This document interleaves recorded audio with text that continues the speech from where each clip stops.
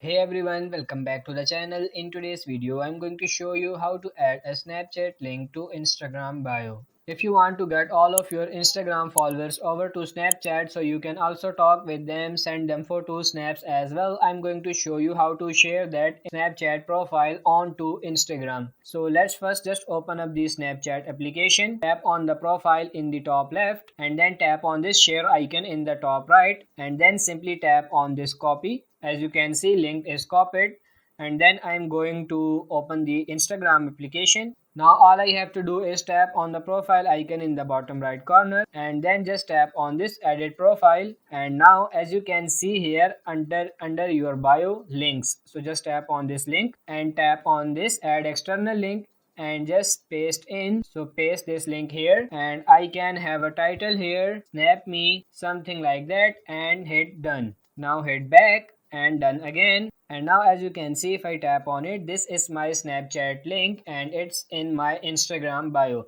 Anybody will tap on that, it will bring up my profile on Snapchat that they can send me snap messages. So that's pretty much it. I hope this video was helpful. If it is, like it and subscribe to the channel. Thank you.